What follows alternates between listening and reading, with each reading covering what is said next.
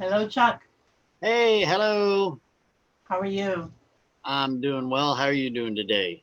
Good. I can't Good. complain. What a pretty background you have there. Oh, thank you.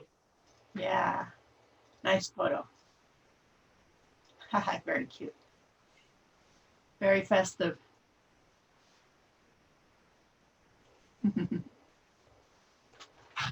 hmm. Well, we should have some other people joining us soon. I'm guessing Chris is going to join us since he sent out the information.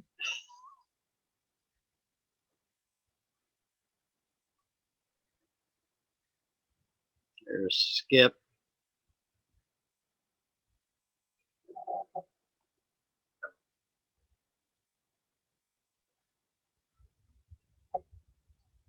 Skip showed up and Mary disappeared.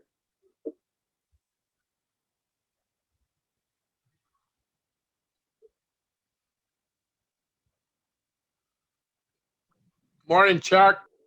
Morning, Skip.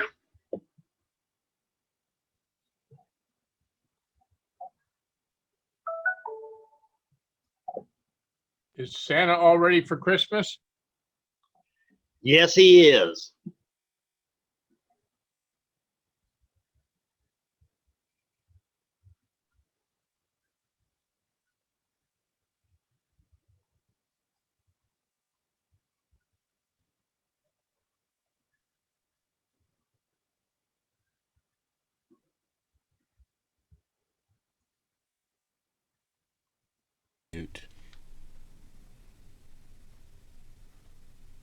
Good afternoon, everybody.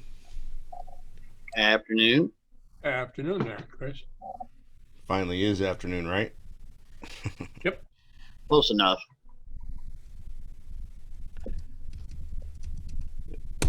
Chuck's all done for the holiday season now, so that's exciting. One more. One more. All right. Well, that's exciting. Yeah, I have a virtual visit to do Thursday evening. Awesome. Awesome. What time zone are you in, Chris? I'm in Eastern, right on the border. Okay. If we were, well, Michigan is fully on the Eastern time zone. There was at one time a part of the Upper Peninsula that was on the next time zone over, but that's not the case now. Yeah. They didn't want us to be like Indiana, where you're split time zones. Originally, all of Michigan was Central Time, but the auto industry was losing too much business hours between the financial district in New York, so they switched all of Michigan to Eastern Time. That was back in the 40s, I believe. Yep. Now, there was a time like I said, there was a time it was split for some reason because that upper part of that upper peninsula, the nose of the rabbit is that was in Central for a long time. Yep, and then that got switched. I think it was in the 70s that they did that. So I don't remember when they switched, but yeah, because it was weird because you'd be driving along and all of a sudden, okay, now we're in another time zone. yeah. So I got to find my questions here, or my question. So I figured we would do this Jeopardy style this week instead of using the test question. So I'll go ahead and I'll open that up, and I'll open up that. We'll set that aside. Afternoon, Mary. Afternoon, Jeannie. Yeah, we'll give it a few minutes. How's everybody doing? Everybody prepared for Christmas? Yay! Yeah. Yeah, big celebration, right? Holidays come and then they go, and then we got imaging right around the corner. That's exciting. Oh yeah. I'm kind of stoked about imaging this year, even though it is virtual. I'd rather go see people, but you know, It is what it is this year. Yeah, unfortunately.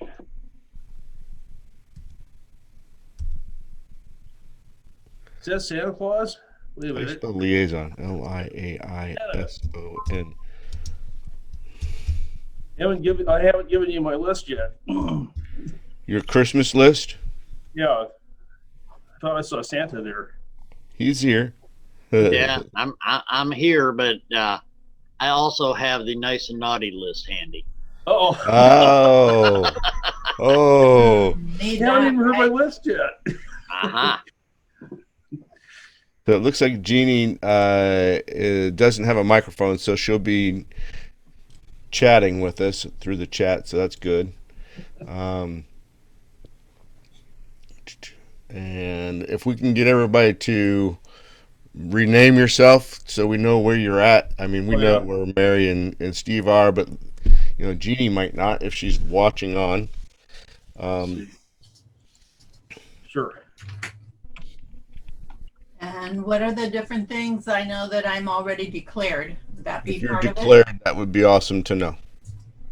Uh-huh. So Jeannie's from Melbourne, Florida. Oops. No Just way. go to the Canada. Nice and You're warm. right near me, Jeannie. In Orlando, well, Longwood. You know where that is, Jeannie? She hasn't chatted back yet.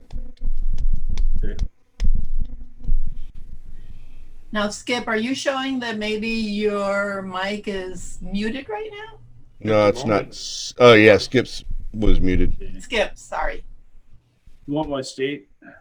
I try to use No. the spacebar. You don't have to. It's just I do that so you guys know, so that you can, if you need to reach out to one of your local liaisons, if somebody was here from Michigan, they would know they could reach out to me. Okay. Even though everybody can reach out to me, I'm okay with that. Well, Mike's coming. Let me just send him a message. So did you play around with Sherman a little bit here this week, Steve?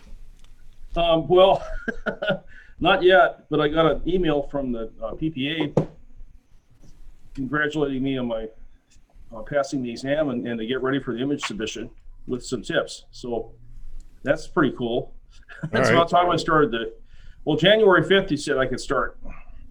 Yeah, I would wait till then. That gives you a little bit of flexibility. Yeah. Well, I've been trying not to damage him. Let's see. Waving his arms around too much. It's kind of hard not to play with Sherman. I kind of like Sherman to play with him. He's fun. Yep. What's Ron got in his background? All right. That's a book cover. I'm working with a book author. Oh, right. You mentioned that last week. Very Yeah. cool. So we Cool project. I just took the crown this morning, and but we did a separate image of her on either side and whatnot. But yeah. So Very cool. working It's a away. fun composite project. You and Chuck should work together. Interesting title.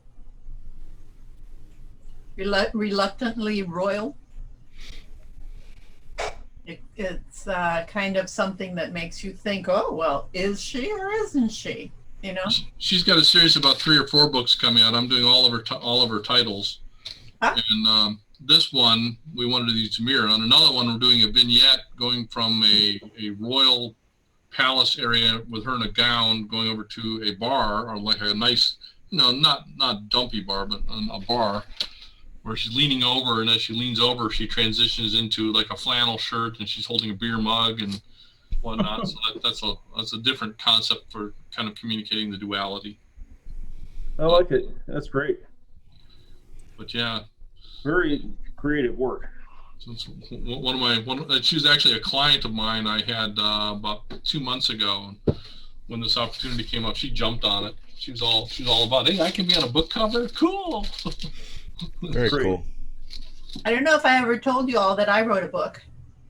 Oh, did you? Yeah. Very cool.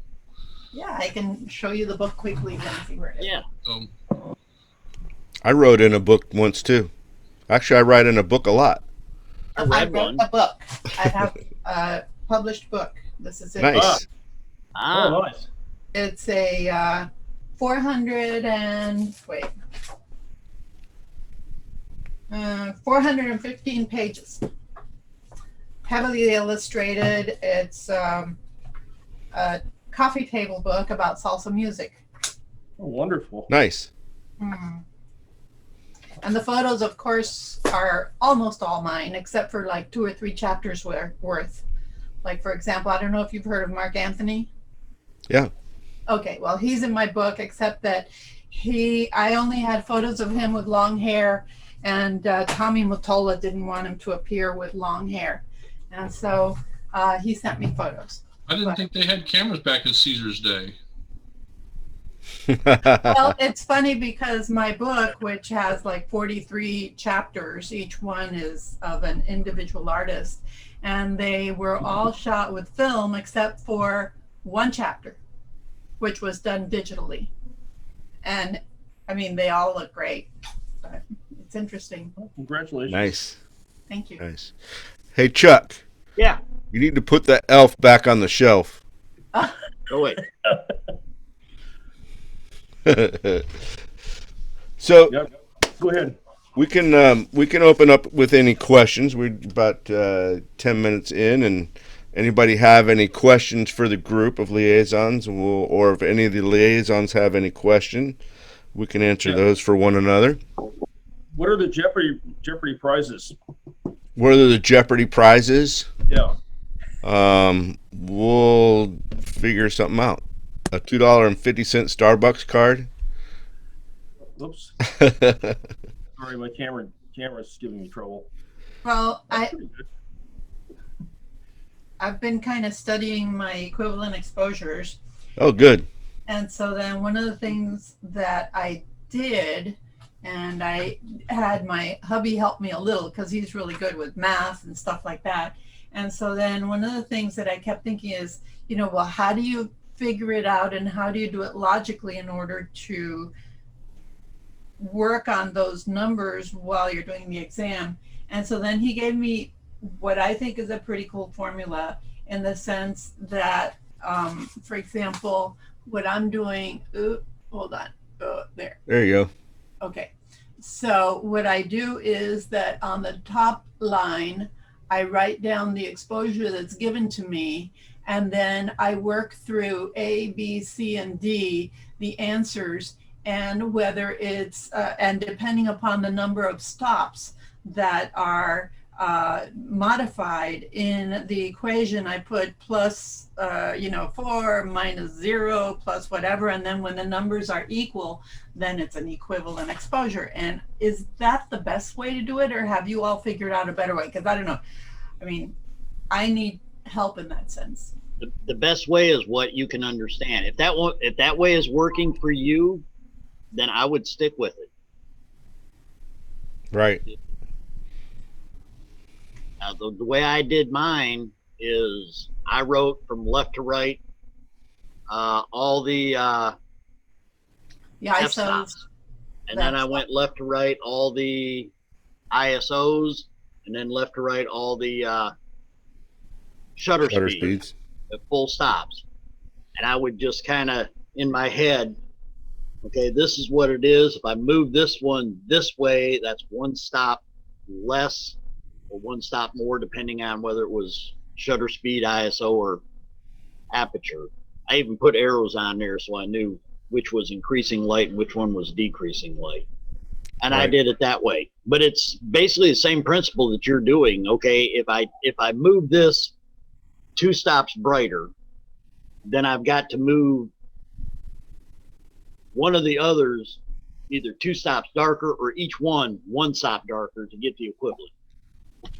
Yeah, I think Chuck's right on target with this, which is, if the system that your husband gave you is working for you, polish it, get really good with it, and use it. But if it is not working, then search for some other alternatives. But I think what he gave you probably isn't any easier than a lot of the other approaches. So just pick one and marry up to it and use it well. Right. Yeah, I'm trying, like sometimes I use my fingers to count. I say, okay, well, we're at F16. We have to go to 5, 6, and you go F11, F8. Yeah. Five. Okay, and so then, but you have to figure out whether it's plus 3 stops or minus 3 stops. Obviously, it's plus 3 stops, and so then, but one of the things that I've noticed about myself when I'm doing one of these like exams on the Al Ottoman page or the other one is that sometimes I really do like get confused with what number I'm on. And so then I think that part of what I need to do is write down, okay, I'm on number 15. I don't know if it's easier on the exam because as you mark them off as done, they're done, right? I don't know. I'm not sure I followed that last part, Okay. but I might be able to answer that if I could. I'm not a liaison also. there is, and I'll let you go say something here in a second, Steve. But there is something worth mentioning out of all of that about the test, and it's a little bit of a relief in that the test only works in full stops. Don't worry about half or third stops in exposure equivalents.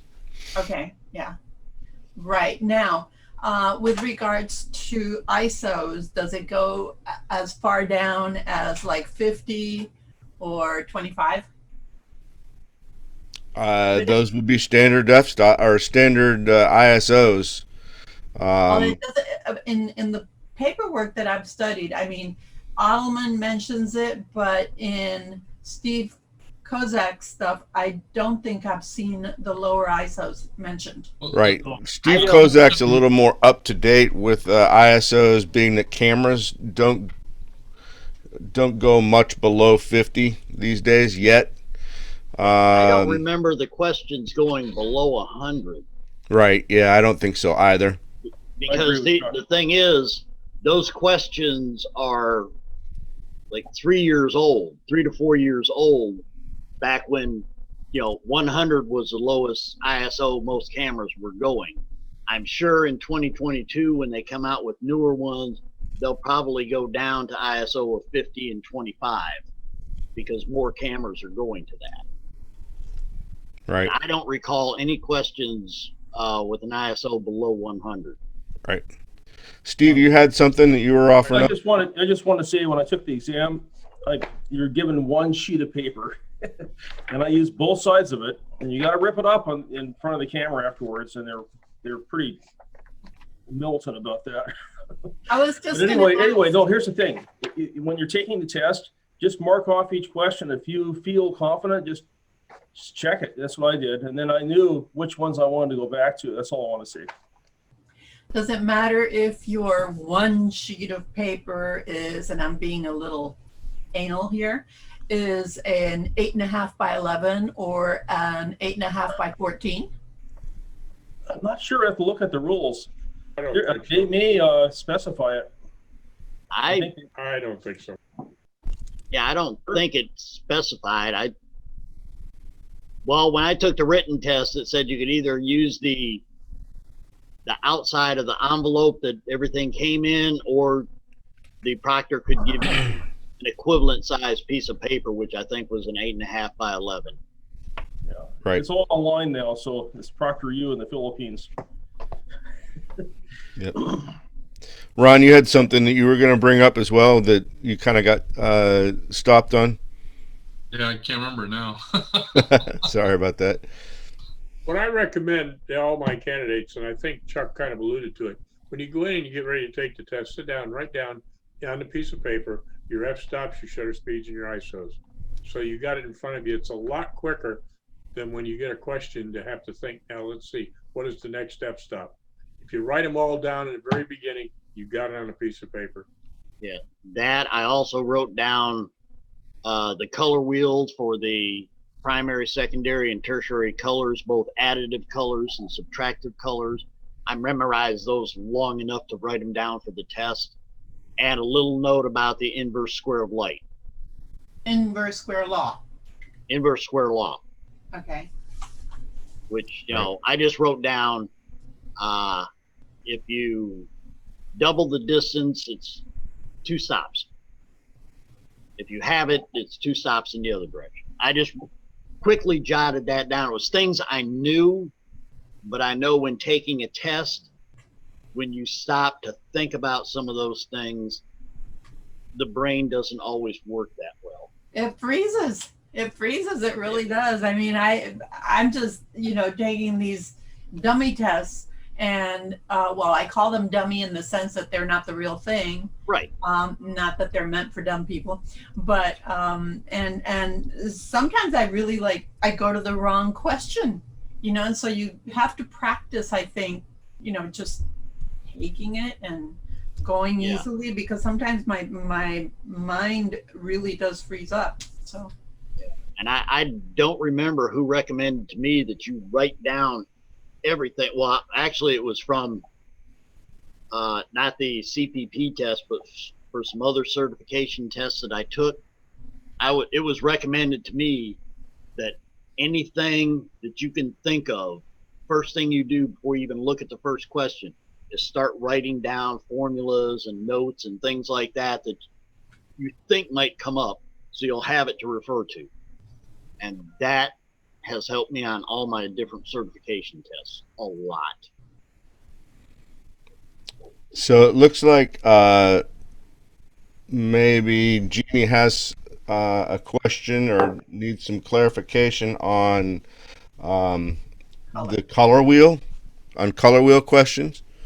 Anybody would like to kind of tackle that?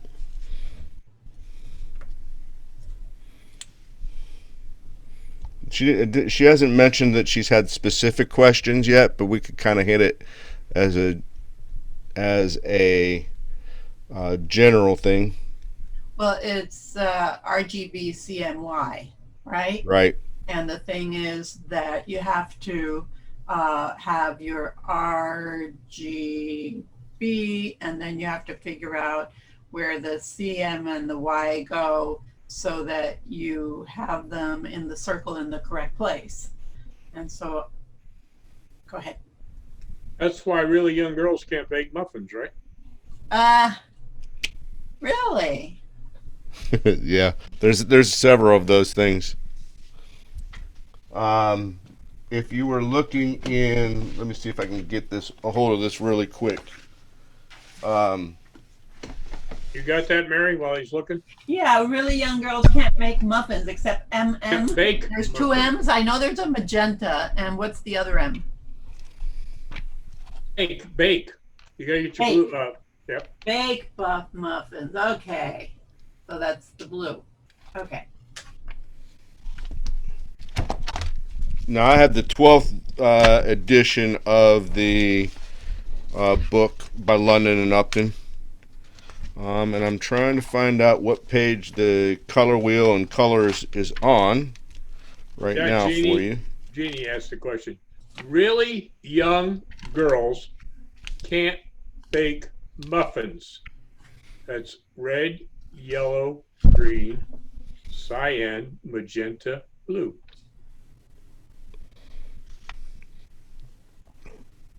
Good job, Skip. I caught that in the chat. How do you spell color? 96. Which country? COLU. That's right.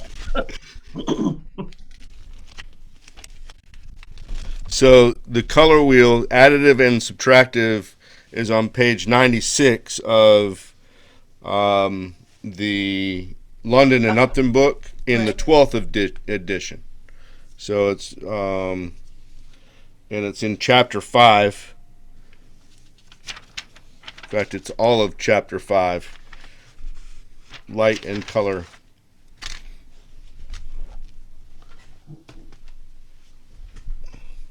And Jeannie says thanks. Anybody think of specific questions we could talk about on color? Maybe talk about the difference between additive and subtractive light. Who understands that better than most? Hold on. Well, it depends on whether it is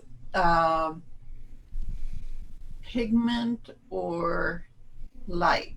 And so then, for example, on monitors, you have RGB, and that is additive, correct? Chuck, Yes. help me. Yeah. Because, yeah. And so then that's additive because when you add the three colors together, they make white. Correct. Right. In other words, they become white. And then the CMY are subtractive colors. I don't know exactly why they call them subtractive, but perhaps you all can tell me why they call them subtractive. Does anybody know? I know that they use them for pigment-based work, like for printing and things of that sort. Okay, the reason they call them subtractive colors is because when you put a colored thing on a surface, okay, any light that hits it is going to be absorbed by. Let's say light is going to get absorbed by that material, and the only light that you see reflected off that surface is that which is not absorbed, and so as a result, it makes it to your eye. So if I have something on the surface of a table that absorbs all colors but red, then it will reflect the red light back into my eye, and I call it red. Okay, so it's a subtractive color because the material you put down there subtracts away all the other colors that it doesn't reflect. Does that make sense? Yeah, it makes sense, sort of. Well, what that means, though, what that means is if you put down enough colors, right? It becomes black. Exactly, because nothing gets reflected back. And so all that light is subtracted away from what gets reflected back to your eye. Yeah, here's another explanation I found in the book. To adjust an image that is too blue, reduce the amount of blue by adding yellow. Yellow absorbs blue. So you're essentially subtracting blue when you add yellow. That's what happens when you add filters, right? Yes. Yes. You're using that, and you subtract from the color you want to get rid of. So if you're thinking of your, go ahead, Skip. If you have the 11th edition, it's on page 94. Well, they are pretty close then. Yep. In this case, yes. So a way to think about, you were talking about filters there, Mary. A way to think of that is your camera uses your sensor is an RGB sensor. So if I'm going to do any type of correction to blue, for instance, I have to use a yellow filter to absorb the blue light. Yeah, right? And I think one of the ones I always come back to is if you're in a room that has a lot of the fluorescent lighting and it gives a green hue to everything, you use magenta filter, which will subtract the green and give you only the natural color coming into your sensor. It will make it look like daylight. It'll come closer to daylight. It'll come closer to daylight. The magenta subtracts from the green. As a matter of fact, in my camera, I made that adjustment because I was getting. Well, actually, I did the opposite. I had a lot of magenta hue to everything I was shooting, and so I just went in and adjusted it to add some green. Yeah, I think that's not adding a filter though. That's correcting. Right, that was inside the camera. Yeah, you're correcting your sensor in your camera. Yeah, it's the same principle. But it's the opposite, isn't it? I haven't done. Right, that was the opposite. Yeah. I used the green to subtract from the magenta. Right. Because the opposite colors will subtract from each other. Right. So then, let me see. Where's the magenta? No magenta here. Hold on. Let's see. No magenta on this little wheel that I got. Is Oh, that, well. and Ron brings this up quite frequently. Is that a color wheel for photography or for painting for art? Probably painting for art. It's a creative color wheel. Yep. Doesn't it? It'll Doesn't. be a little bit different for painting for art. Right. Yeah, because Yeah, painting there's for a- art, they'll call it red, yellow, and blue. Mm-hmm. That's what they'll do. Right. So it's subtractive colors rather than additive colors. It's just a little different for paints altogether because of the different. It's not a pigment as much as it is a color that you're blending together. So it's hard to explain why it works that way. I don't know how it works for paint so much as photography. So, but it's a little bit different color wheel.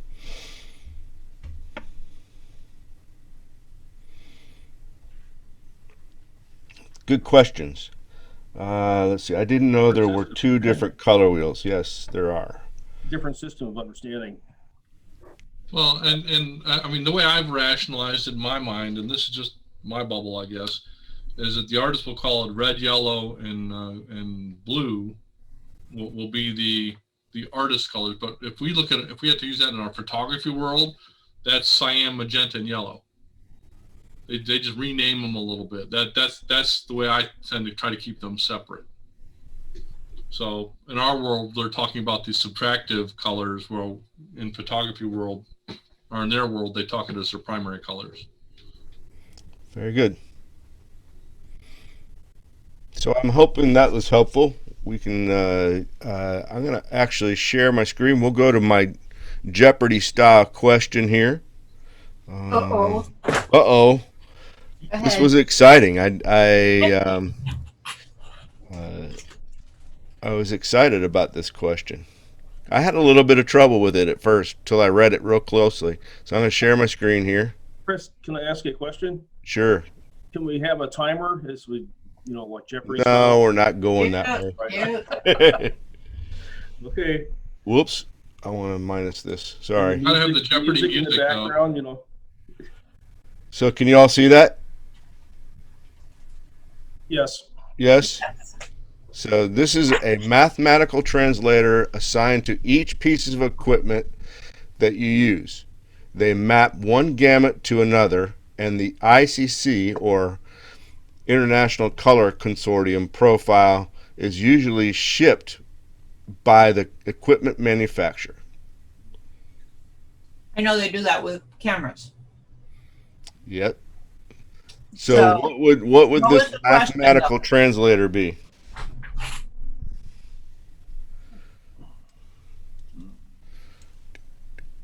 It would have to be the zeros and the ones, right? The pixels. No.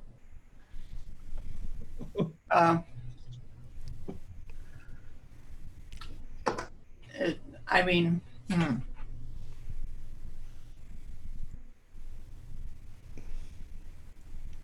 Ooh. We got a 256 colors gamut answer in the chat. That sounds pretty straightforward. Sounds like a good answer. What do you guys think? Is that a good answer?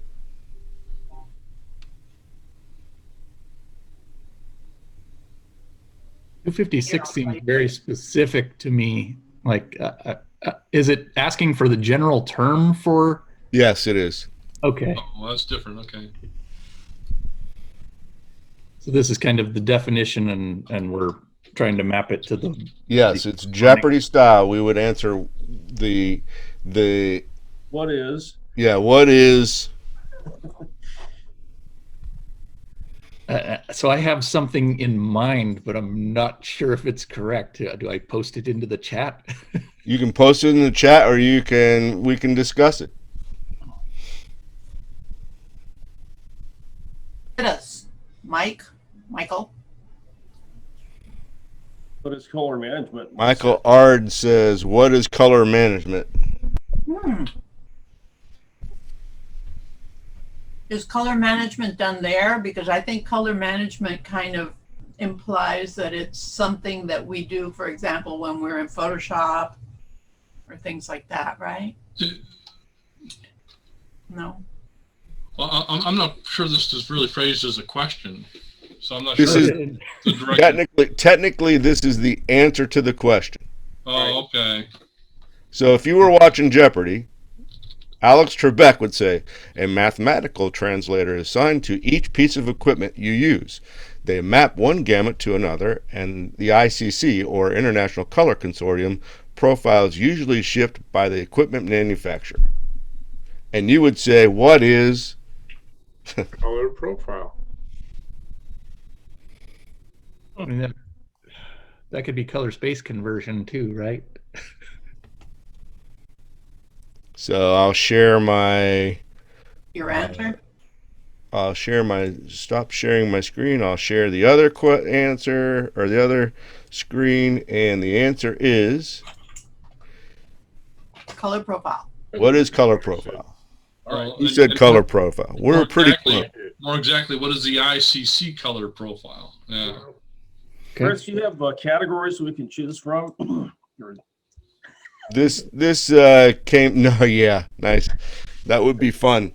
I could set up a whole Jeopardy thing, but that would take some time. You need the music and the timer. Yeah.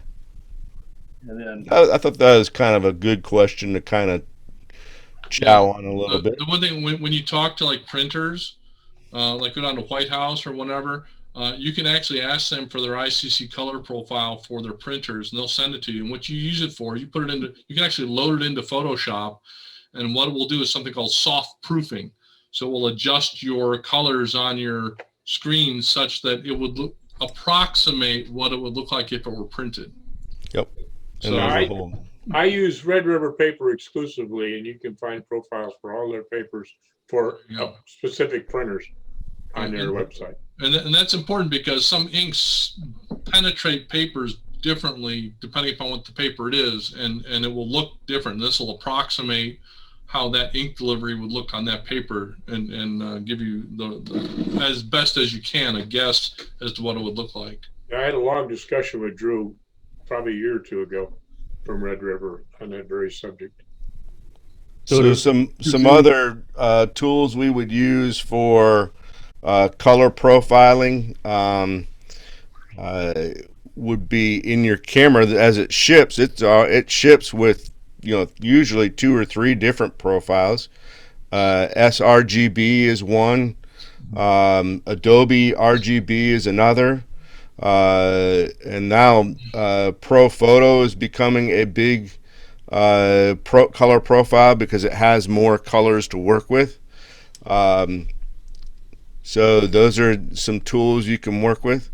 Generally, go ahead. Who was saying? Of course, you can profile your monitor too. Right. Things like the spider.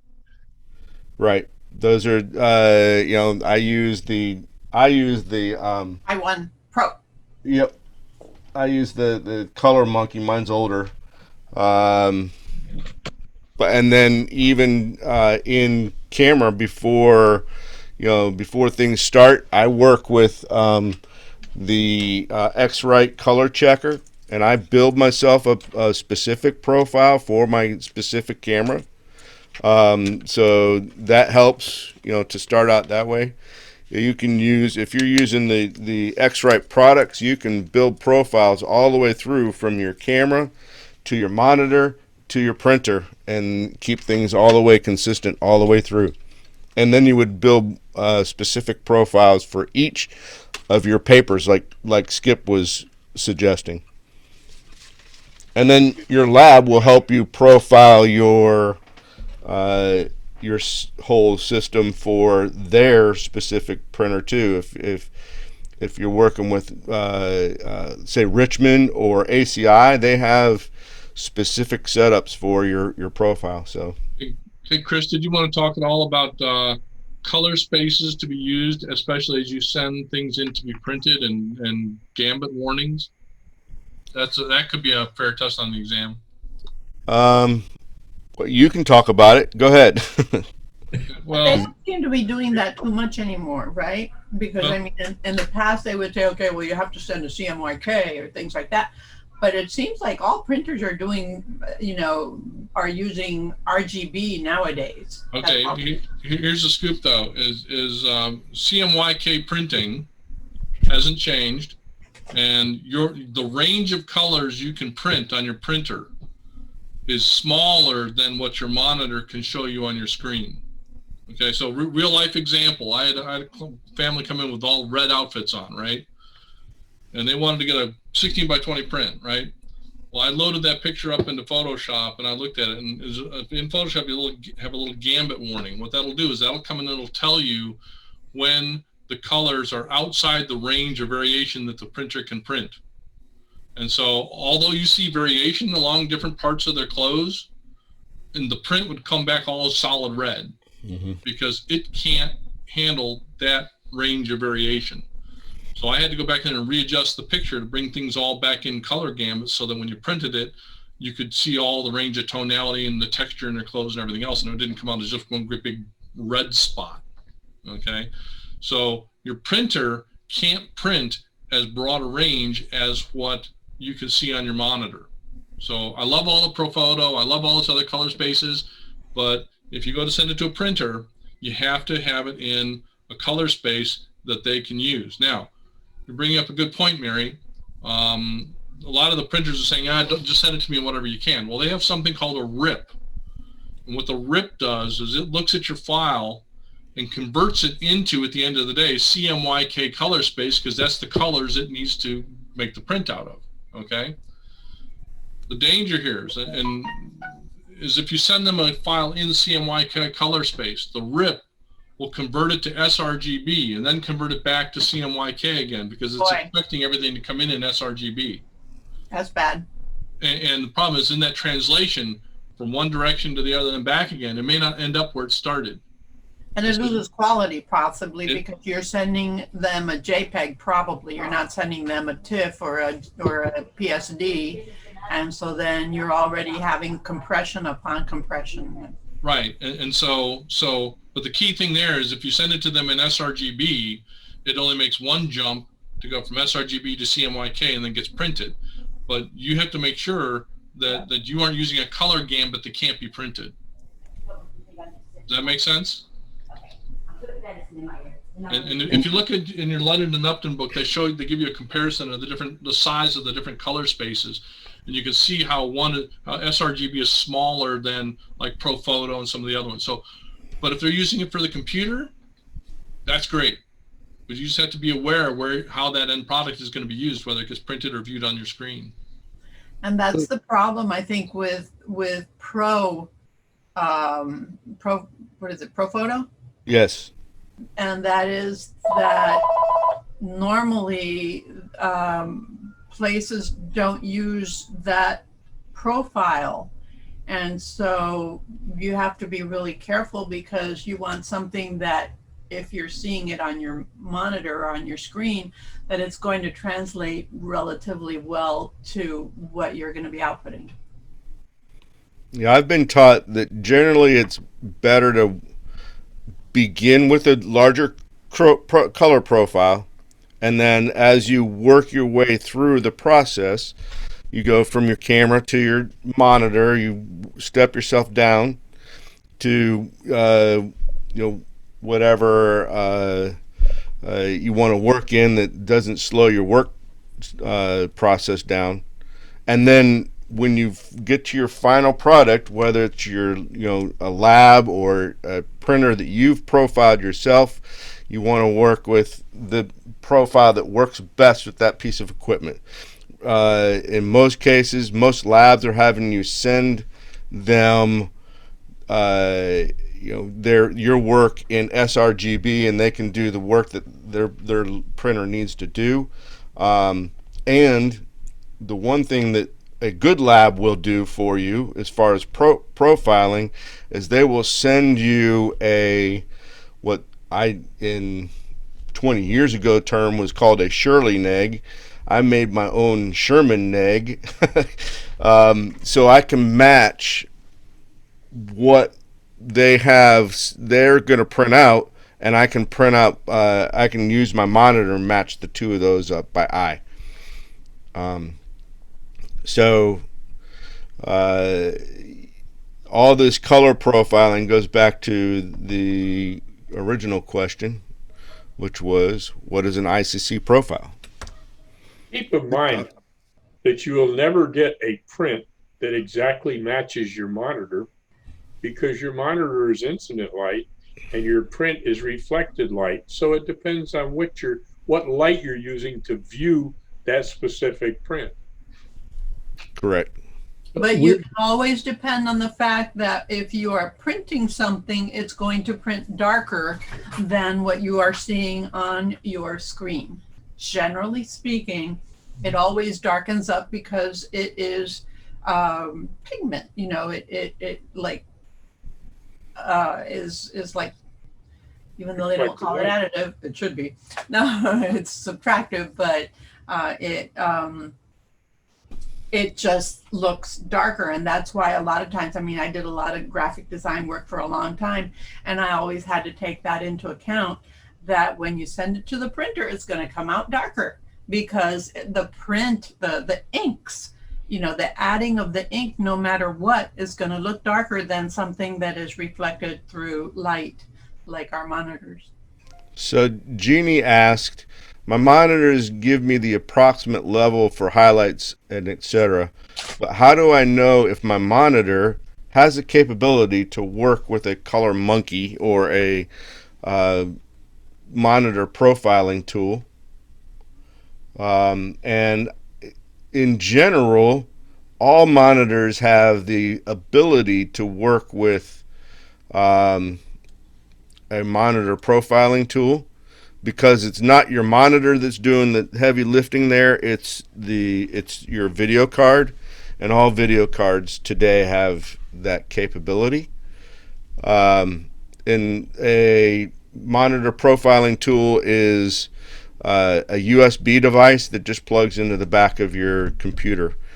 I'm sure that eventually I'm sure that X-Rite will probably have to go to the new USB-C or whatever that smaller USB is.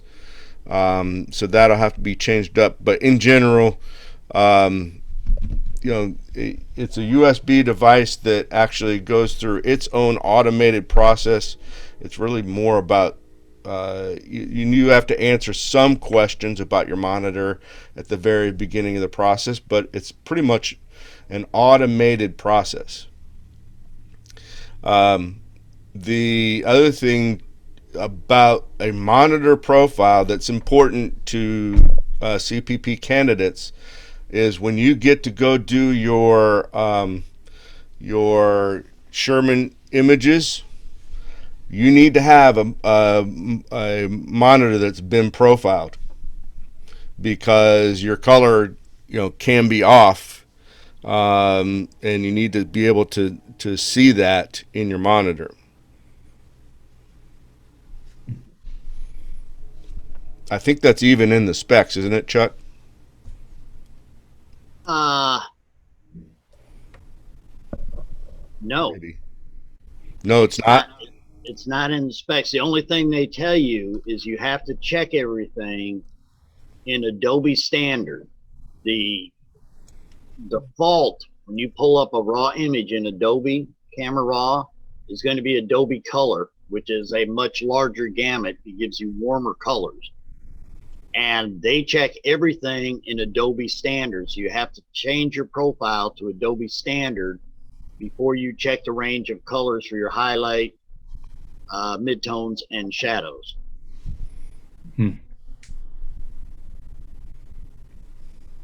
Now, the ones that I've checked, and they specify that when you're in the checklist, to set your profile when you pull it up to Adobe Standard.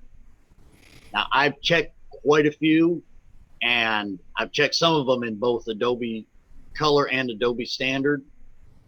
and I haven't noticed much of a difference. But if you're right at the edge in Adobe Standard or in Adobe Color, it could go off. And you say if you're right on it at the edge, what do you mean by that? Well, your highlights have got to be between 230 and 250 RGB, all three of them. Now, if you're right at the 250, yeah, I wouldn't do it. And plus, everything they check is in the latest version of Adobe Camera Raw. Okay. Which, I'll be honest with you, I don't use the latest version.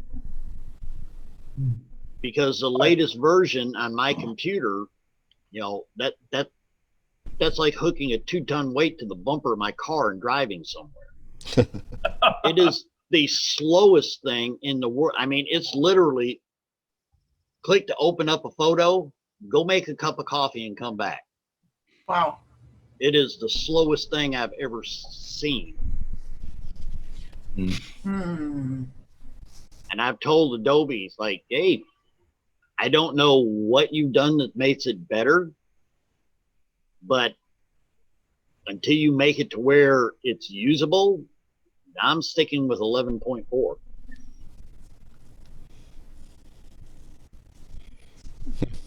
I always tell my candidates, though, even though it's nowhere in there, to make sure they use a calibrated monitor. Yeah, that's always a good thing.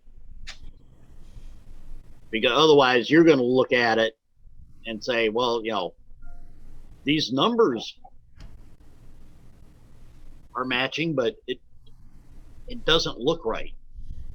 And so you do it again. They're going by the numbers.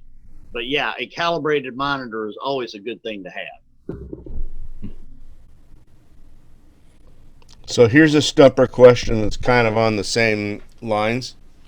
When you're shooting RAW, which you will shoot RAW for your Sherman images, what color profile are you using? Adobe RGB. That's not a Jeopardy style question. I mean, I have to look and see what my camera's set for.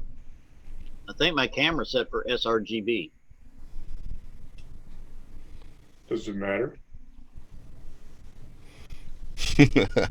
Come on, Skip. Don't give away the answer.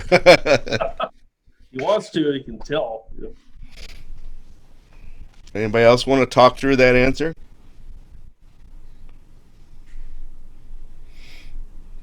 So you're saying, what does your camera have to be set at, or If you are using, if you're shooting in camera RAW, it doesn't matter.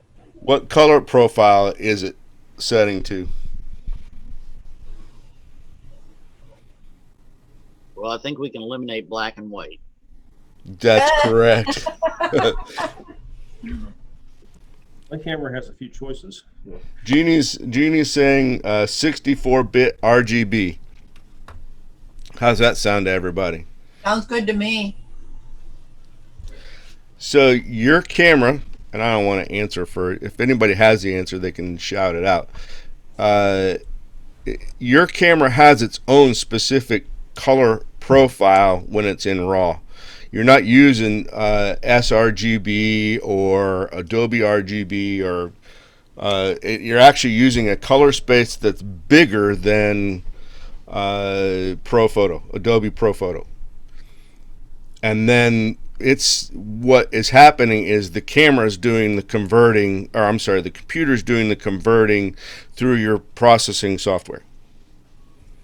Think about it. If it made a difference, then it would be specified in the specifications for shooting the images, right? Right. Yeah. Well, I have my camera set up, I believe, so that, well, actually, I think it might be Lightroom that is set up with the camera RAW, because of the fact that I like how it looks, generally speaking. I like how the JPEG looks on the screen here on my camera, then I want to be able to start from that profile or something close to it when I open my my raw files. And so then that's where I start off from. I don't know if I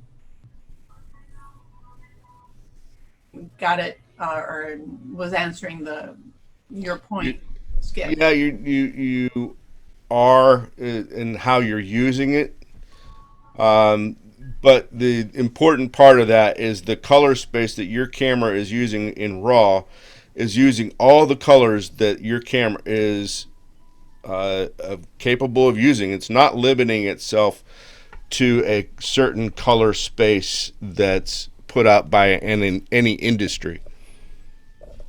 Right. And when you do set it, like you can set for standard, vivid, things like that, that's only affecting what you see on the screen, which is your camera converting everything to a JPEG so you can see it. And once you pull it into Lightroom, Adobe Camera Raw, Photoshop, whatever you pull it into, it's your computer is converting it to a color space that it can display on your monitor, which is it's taking whatever your camera gives it and converting it to something that the computer can show you. Try this.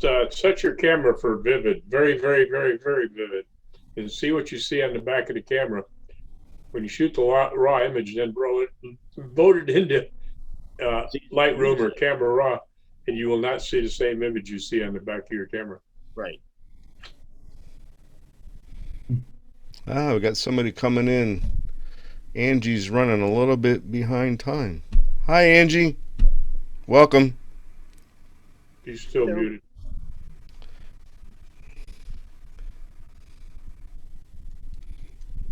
And Jeannie says, so much to learn. You're right. You are right, Jeannie. It is a lot to learn, but that's why you're here. Yes. And you'll feel so good after you learn it. That's right. It's yes, all about practice and repeating everything. One thing I found about the CPP process, that's hard to say, is that, through the testing and through doing the Sherman images, and even, as I help people through the process myself, yes, I've become more fluent at, what we're talking about, but I think also I use it in practice more, and Ron is a big is big on commenting on that. Is the more that you learn it, and the more that whether you're teaching it or the more that you say it, the more that you use it, the more you use it, even just kind of second nature in practice. Yeah. I agree. I had a meeting the other night, and there was a few of my past candidates who have now got their CPPs, and that was one of the comments that they were making. One of them was a videographer for many, many years, and he says he didn't realize how much there was to learn in photography, but he has, and he took the test and he passed it. In fact, Chuck reviewed his images. Yeah, well, the other day I was going to be shooting a young man, and so then I decided that I was going to set it up, using not, sometimes you can just say, well, if I have a lot of time, I'll just, use my camera and then get my lighting in that way. But no, I pulled out my light meter and I did my, light measurements, and I got it set up, so that I had my main and my fill, and then I started adding lights and everything. The light looked really great, and then I said, okay, well, I need to fill a little bit here, and but my numbers were very it took me to the point where when I took my first image, and I always try to what do you call it? I'm tethering at this point the majority of the time. I took that first image and it was right on. You know, it was like so right on. I said, okay, well, everything else is gravy. I use what do you call those? Like a doll or like a head in order. Mannequin head, yeah. What kind of head? A mannequin head. Got it. Mannequin head, yeah, with a wig and everything. And so then I got my, you know, my lighting really, really good. And then when my client came in, because he was, you know, dark skinned, I didn't want it to be overblown. I wanted it to be a nice moody image. So I said, okay, well, this to me is a little too light. Let me darken it. And it was really cool. Yeah, going through the process myself, by the time I was finished with the whole process, I was wondering how I ever found the right button to push when I started. Because I learned how little I knew, and I learned a lot. Like you were talking, Bill. We were doing some, me and another photographer, we did Santa photos for the last all month. One family came in, and you know she got ready to shoot them, and I told her, okay, you need to drop down one f-stop with this family, and she didn't understand why, because they had darker complexions than the last family we shot, and so their skin tone isn't going to reflect as much light. And that's one thing I learned from all this, you know, depending on who you're shooting, you know, like, and to me, it's just second nature. You know, I've got some people of color, they come in, I automatically back off on the aperture, open it up a little bit more. And, you know, I don't even think about it anymore. It's just something I do because I know it's going to give me a different result. Yep. Experience helps. I got an equivalent exposure problem, but it's for another time. Very similar to what you were just talking about. So we'll leave it with you guys to think about, and we can answer it on next Tuesday. So Chuck's situation comes up where you've got. I was a school photographer for almost 20 years. And one of the big things that we are judged on as school photographers is keeping the background the same density all the way across for 350 students per photographer. So if I have a light complected person come through the camera, or the majority of the people come through are light complected, but I also have a good number of dark complected people. How do I keep my exposure proper for my subject, but also keep my background the proper density? So just something for you guys to chew on there. Chuck handled his by changing the camera settings. And Chuck probably knows what that does to his background. So I just kind of gave you a clue. So there's things you can do. There's a couple ways you can handle that situation. Yeah, there's a couple different ways that I can think of right off the top of my head. Yep. So great discussion today, guys. I'll let you guys chew on that. We'll talk about it a little bit on Tuesday. Chuck, I wanted to real quick mention, I saw your post with your maternity shoot for your Santa Claus pictures. I thought that was one of the best maternity shot that I've ever seen. That one was real fun. The story behind that is there was a girl who was out Saturday who was going to come back Sunday to do a maternity shoot with Santa. But her mother told her, like, you're only 5 months, you're barely showing. You should wait until you're further along. And so she decided she wasn't going to do it. And so Andy said, we need to find a pregnant woman out here at the flea market, which I informed her, no, you need to find a pregnant woman, because if I stop a woman and ask her if she wants to do maternity pictures, it's going to be my luck she wasn't pregnant. And yeah, just as we're getting ready to shut down for the day, this family walked by and the woman was pregnant. We both stopped, started talking to her, convinced her to humor our craziness and do a maternity shoot. Because I had some maternity gowns in the back. She had never had, with her first child, never had a maternity session before. And so we got her in the gown and did everything with the Santa and, you know, a couple of them by herself. And then her husband came by with their little girl, like, okay, we need the little girl with Santa too. And That's it was awesome. the last thing we did. And we had a great time doing it. So, Great sport. if you didn't get to see the post, one of the things that he did that was awesome is he had a chalkboard sign that said "Do not open till April," and I thought that was awesome. Yeah. Yeah, we put that, because, you know, I had the chalkboards there, so we'll make the signs, we'll do all this. And I mean, it was just great. Yep. Awesome. Well, I'm going to wish everybody a great Christmas coming up, or a break coming up, because I know everybody, you know, may have different holidays they celebrate. I celebrate Christmas, and I'm going to have an awesome weekend this weekend, and I hope you all do too. Thanks.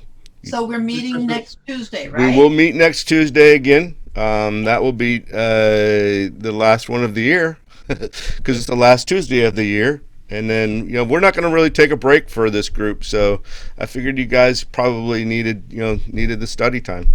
A little question, a quickie. Yep. I've never recorded the program, but I noticed that there's no way to see the recorded program anywhere, right? Well, we just started back posting those on the Facebook group, so you should be able to see the recording here. It'll probably come up a little bit later this evening. Sounds like a plan. Thank Awesome. you, guys. All right, guys.